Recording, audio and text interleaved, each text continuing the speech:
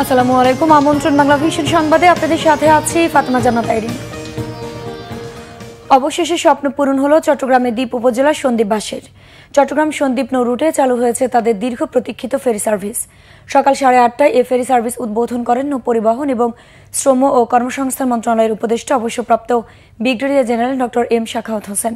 উপস্থিত ছিলেন উপদেষ্টা মোহাম্মদ ফাউজুল কবির খান, সৈয়দা রিজওয়ানা হাসান, ফারুকি আজম বীর প্রতীক, অধ্যাপক ডাক্তার বিধান রঞ্জন রায় পোদ্দার, ফরিদ আক্তার। সন্দ্বীপ উপজেলা পরিষদ চত্বরে দুপুরে সমাবেশে ভার্চুয়ালি যুক্ত হবেন প্রধান উপদেষ্টা ডক্টর মোহাম্মদ ইউনুস। গত বুধবার চট্টগ্রাম সন্দ্বীপ রুটে বিএডব্লিউটি এর ফেরি কপোতাক্ষের মাধ্যমে ফেরি সার্ভিসের পরীক্ষামূলক যাত্রা শেষ হয়। আপাতত এই একটি ফেরি রুটটিতে নিয়মিত চলাচল করবে। প্রায় 4 লাখ জন অধ্যুষিত সন্দ্বীপ উপজেলার সাথে চট্টগ্রামের যোগাযোগ একমাত্র মাধ্যম নৌপথ। প্রিয়জনের টানে ঢাকা ছাড়তে শুরু করেছে মানুষ। ভিড় এড়িয়ে আগেভাগেই স্বাচ্ছন্দ্যে বেছে নিচ্ছেন অনেকেই। এবার ঈদ যাত্রা চলবে 10টি বিশেষ ট্রেন। শিডিউল ঠিক থাকায় এবং অনলাইনে টিকিট কাটতে পেরে স্বস্তিতে ট্রেন ভ্রমণ করছে ঘরমুখী মানুষ। বিস্তারিত মামুন আব্দুল্লাহ রিপোর্টে। ঈদের এখনও সপ্তাহখানেক বাকি, কিন্তু ছুটি থাকায় বাড়ি ফিরতে অনেকে ভিড় করছেন বাস কাউন্টারগুলোতে। অনেকে চাপ সামলাতে পরিবার পরিজনকে আগেভাগেই পাঠিয়ে দিচ্ছেন গন্তব্যে। তবে হাতে আরও সময় থাকায় কাউন্টারগুলোতে নেই বাড়তি চাপ। আমি আরও আগে টিকিট কেটে রেখেছিলাম। আমার ভার্সিটি অফ হয়ে গেছে, এক্সামও শেষ হয়ে গেছে, এই কারণে আগে থেকেই চলে যাচ্ছি, কারণ পরে অনেক ভিড় হবে। ওদেরকে পাঠাই দিচ্ছি, আমি পরে যাব, আমি অফিস শেষ করে পরে যাব। আমি গেলবার আমার এই এমন দিনও গাড়ি ফিল আপ ছিল, এখনো আমার অনেক গাড়ির 10 সিট 20 সিট করে খালি আছে। আজ থেকে ট্রেনে ঈদের আগাম টিকিট কাটা যাত্রীরা বাড়ি ফিরতে শুরু করেছে। অনলাইনে টিকিট কাটায় বাড়তি ভোগান্তি নেই, ঠিক আছে ট্রেনের শিডিউলও। রমজানের শেষ সময়টা মা বাবার সাথে কাটাইতে চাই আর কি, এই জন্য একটু আগে যাও। 1-2 মিনিটের মধ্যে সব টিকিট বুক হয়ে যায় আর কি, একটু স্ট্রাগল হয়, তো টিকিট ম্যানেজ হয়েছে কোনো মতে।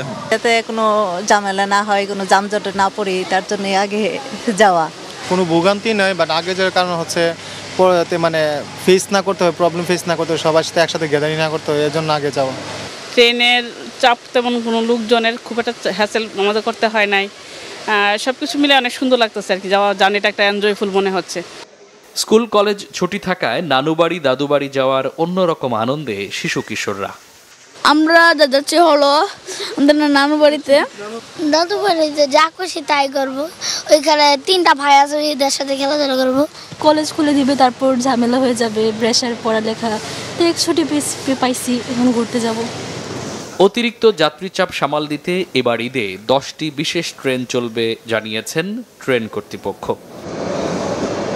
মামুন আব্দুল্লাহ, বাংলা ভিশন, ঢাকা। ঈদে ঘরমুখ মানুষের ভোগান্তি লাঘবে যানজট নিরসনের নানা পদক্ষেপ নিয়েছে নারায়ণগঞ্জের রূপগঞ্জ উপজেলা প্রশাসন। সড়ক থেকে হকার উচ্ছেদ এবং অবৈধ যান চলাচল নিয়ন্ত্রণে ট্রাফিক পুলিশের সাথে কাজ করছে স্বেচ্ছাসেবীরা। রূপগঞ্জ প্রতিনিধি খলিল সিকদারের পাঠানো তথ্য ও ছবিতে ডেস্ক রিপোর্ট। ঈদের এ সময়ে নারায়ণগঞ্জের রূপগঞ্জের অভ্যন্তরীণ সড়কগুলো লোকে লোকারণ্য। জনগুরুত্বপূর্ণ স্থানে সৃষ্টি হচ্ছে যানজট, কখনো তা রূপ নিচ্ছে তীব্র ও স্থায়ী যানজটে। ভোগান্তিতে পড়ছে ঘরমুখী মানুষ।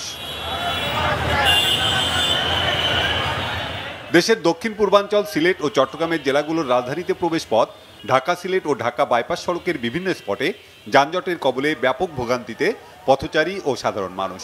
ভুলতা ফ্লাইওভারের নিচে প্রায় পুরো সড়ক দখলে নিয়েছে হকাররা। ঢাকা সিলেটের মহাসড়ক, কিন্তু এখানে প্রায় রাস্তা হচ্ছে 4 লাইনের, কিন্তু 2 লাইনই থাকে ফুটপাথ। এই ফুটপাথটা তুলে দিলে প্রায় আমাদের একটু সুবিধা হতো এবং গাড়িগুলো ভালোভাবে চলতে পারতো। লোকাল 3টা গাড়ি আছে, মেঘলা, নিউ বেকার আর হচ্ছে নাগরিক।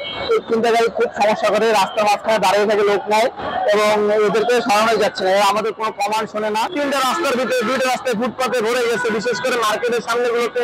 আর আমার পিছনে দেখতেই পাচ্ছেন সবগুলো কাঁচা বাজারে ভরে গেছে। আর এর চেয়ে বড় ধরনের সমস্যার সম্মুখীন হইতে হয়। প্রত্যেকে লেন বাই লেনকে চলাফেরা করে না, রং ছেড়ে চলে আসে। কেউ কেউ নেতাদের হুমকি দেখায়, কেউ কেউ বলে আমি পুলিশের লোক, কেউ কেউ বলে আমি ট্রাফিকের লোক। ঈদে মানুষের ভোগান্তি লাঘবে যানজট নিরসনে ব্যতিক্রমী উদ্যোগ নিয়েছেন রূপগঞ্জ উপজেলা নির্বাহী কর্মকর্তা মোহাম্মদ সাইফুল ইসলাম। পুরো উপজেলায় প্রতিটি মোড়, চৌরাস্তা ও গুরুত্বপূর্ণ স্থানগুলোতে নিয়োগ দিয়েছেন শতাধিক স্বেচ্ছাসেবী ট্রাফিক কর্মী। কিছুটা স্বস্তি নিয়ে যাতায়াত করছে মানুষ। আমরা ফুটপাথ যখনই উচ্ছেদ করি তারপরেই আবার তারা বসে যায়।